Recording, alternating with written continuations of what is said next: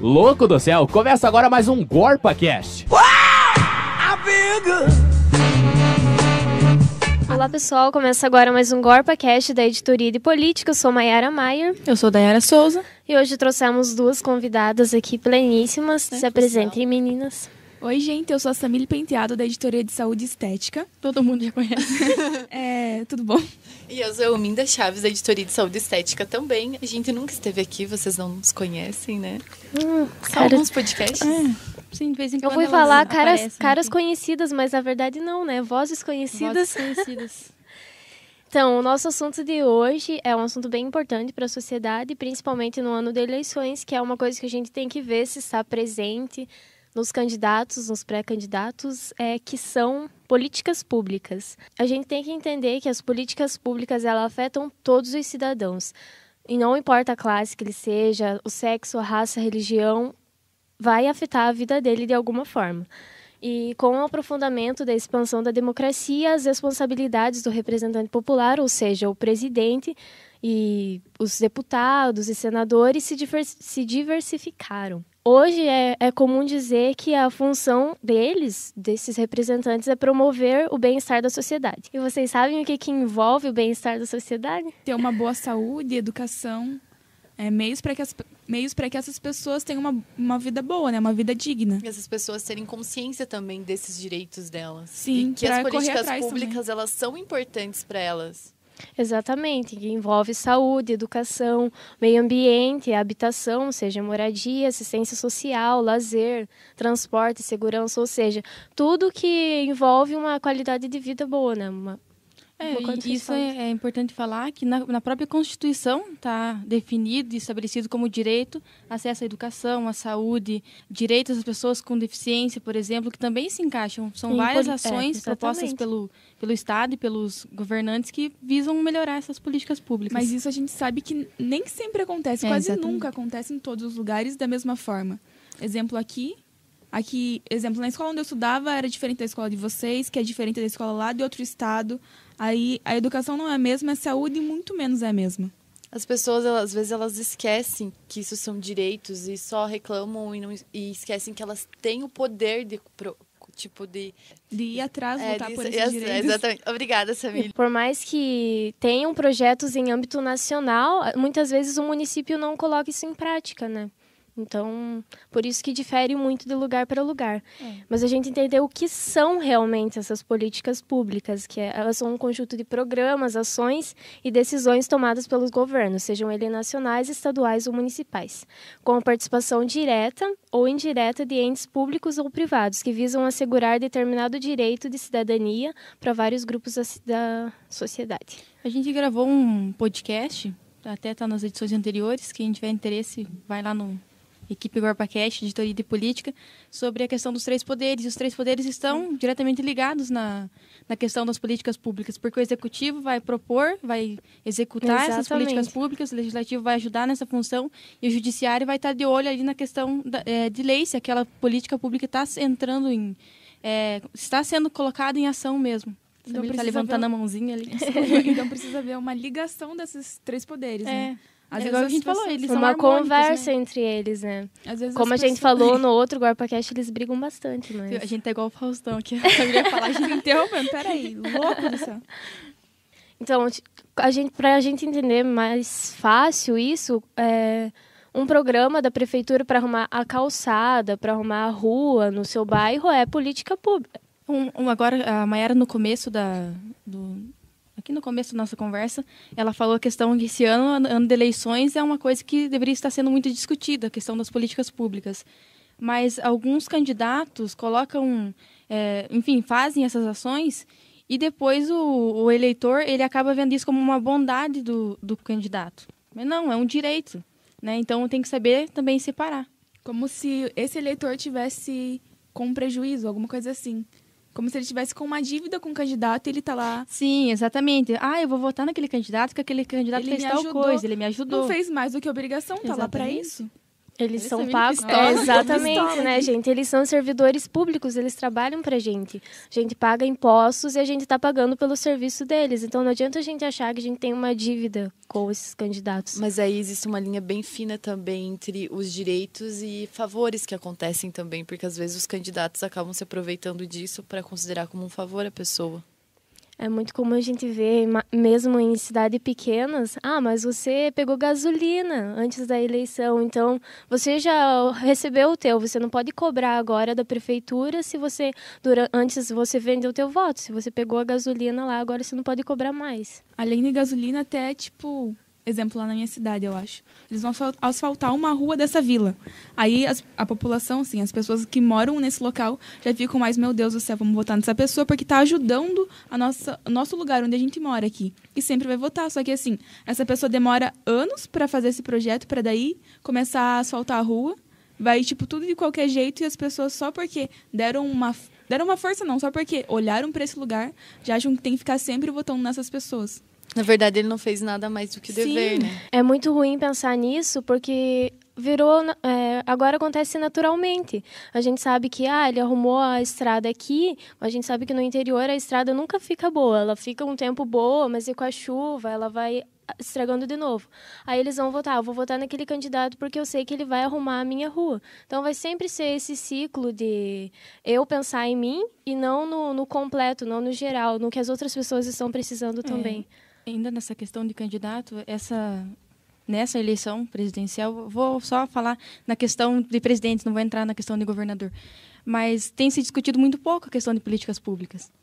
Se vocês pegarem as sabatinas, as conversas com os jornalistas, o foco está em questão de corrupção, polêmica de um candidato ou outro. Ninguém propõe alguma coisa. Polêmicas em relação aos partidos. Ninguém propõe ações para a educação, tipo, ações consistentes, que mostrem que vai dar certo.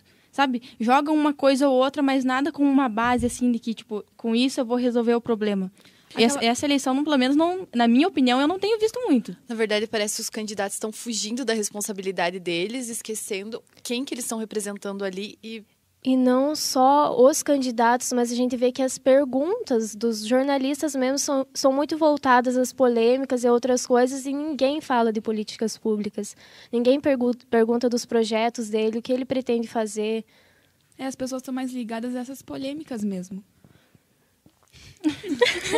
Ignora.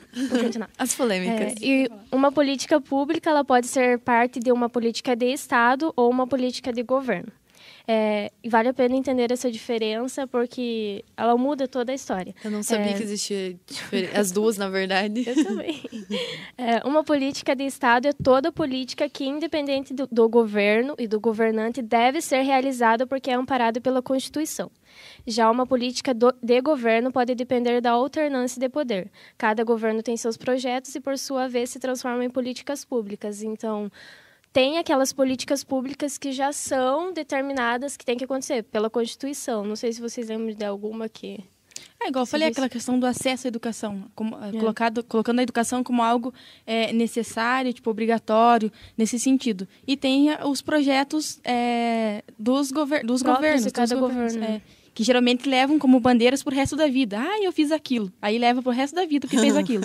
É mais ou menos isso. Na verdade, às vezes ele não faz nem o que era obrigado, quem dirá um projeto novo. Esse é o problema. Um exemplo é o Bolsa Família, que foi criado anteriormente deu uma puxadinha no R aqui. Ela fez igual no interior. Foi criado e depois expandido pelo governo do PT. E até em 2014, na campanha, o Aécio Neves falava que ia continuar com o projeto, porque era importante. Uma das maiores... Interrompi você, desculpa. Não, uma das maiores... brigas ou debates que existem durante as eleições. Nesse, nem tanto, que eu falei que parece que políticas públicas não é o assunto do momento. Mas na última eleição, em 2014, era a questão do Bolsa Família. Porque tal candidato vai acabar com o Bolsa Família, então não vamos votar. O Bolsa Família, tem um mas medo, o SISU, FIES e tudo mais. ProUni. Era a discussão no momento. É muito importante você falar essa questão do Bolsa Família, porque por muito tempo o combate à pobreza, à miséria, à fome foi uma questão de política pública muito debatida e que tentava resolver esse problema, que era um dos maiores e ainda é um dos maiores problemas do país. Agora as discussões são voltadas a mata bandido, não mata bandido. O que o candidato faz da vida, É. quem que ele é. Qual a história dele. E é importante saber também que o conceito de público hoje em dia não quer dizer somente uma gestão governamental, mas um interesse público que permeia o Estado e o governo, do primeiro setor, e a iniciativa privada, que é o segundo setor. E as diversas organizações da sociedade civil, que é o terceiro setor. Quem que são essas organizações da sociedade civil? Nós estamos presentes nelas também, então a gente tem o dever, não só o dever, mas a obrigação de cobrar isso, de cobrar que essas políticas públicas sejam realmente efetivadas. Um dos principais problemas está também na questão que se você for conversar com a maioria das pessoas hoje em dia, elas dizem ou que não gostam de política ou que não se interessam. Então, se ela nem sabe quais são os direitos dela, como ela vai conseguir cobrar alguma coisa? Como ela vai saber que as políticas públicas são para ela? E isso acontece também porque as pessoas estão muito descrentes, já que essa situação política possa mudar e voltar a ser não, porque nunca foi assim uma coisa certa e uma coisa boa assim para todo mundo do país. Mas que possa ser algo que vá melhorar e ajudar o país. Que tenha esperança no sentido de que a política possa fazer alguma coisa pelo desenvolvimento do país. Muita gente só vota porque é obrigado, porque senão tem que pagar multa. Essa descrença leva o que a Dayara citou. O foco deixa de ser o plano de governo dos candidatos e passa a ser, digamos, que as construções até pessoais deles. A gente, como a Dayara falou já hoje, né? Dayara falou aqui, dica do dia, Dayara falou. Que a gente falou sobre o poder legislativo, executivo e judiciário, né? Os 3 poderes e um GorpaCast. Então, vai lá, volta e ouça esse. Propaganda de hoje. Ouça de saúde estética também. Ah, na verdade, saúde estética é muito bom, tá, gente? Depois, gente. As políticas públicas, elas são definidas no poder legislativo, que é quem faz as leis, os projetos de leis. O que insere os parlamentares, ou seja, quem? Os vereadores e deputados. Aí, o poder executivo as coloca em prática. Ou seja, é dever do presidente pegar esses projetos e colocá-los em prática. E nesse processo, cabe aos servidores públicos oferecer as informações necessárias no processo de tomada de decisão dos políticos e, posteriormente, aí é bom adicionar um parênteses, que muitos projetos que estão aí tramitando, a gente não sabe que estão existindo. São feitos às escuras e a gente só vai saber depois que ele já está sendo aplicado. Na verdade, a gente nem pesquisa muito em relação a isso, né? Essa fala da Mayara de mostrar como a gente é distante dessa elaboração de projetos e de ações. O governo tem no site oficial do governo consultas abertas, onde você pode propor, você pode participar de debates, deliberar online, né? Eu adoro a palavra deliberar por motivos... Enfim. E aí você pode participar dessa construção dessas políticas públicas. É uma forma de você estar presente nisso. E outra coisa que eu acho interessante, que talvez não tenha tanto resultado assim, mas seja uma forma de participação, a questão dos bairros, associações dos bairros, que veem os problemas que tem no bairro e vão e propõem ao executivo municipal e... A Elminda está levantando a mãozinha. Eu só fico observando as é mãozinhas mania levantando. do nosso GorpaCast de levantar a mãozinha. Mas é que assim, Dayara, eu acho que hoje em dia as pessoas deixaram muito de tentar deliberar mesmo, de debater em órgãos oficiais, em conversas mesmo, e estão na questão ali do brechazinho, o famoso brechazinho, que todo mundo discute tudo e ali. nunca sai dali, né? Só pra gente ficar discutindo lá e ninguém fazer nada, ninguém realmente participar de um projeto. Porque a participação popular, ela não só é importante, como ela é obrigatória, né? Ela surge a partir... Esses projetos, eles surgem a partir das demandas das sociedades, essas políticas públicas. Então, se a gente não for atrás e pedir e fazer esses vereadores perceberem que a gente tem problema no bairro, que a calçada está ruim, que a estrada está ruim, eles não vão se importar. Porque a maioria deles não saem na rua ver o que tem de ruim que está acontecendo. Eles não estão preocupados, na verdade. Eles só querem se reeleger.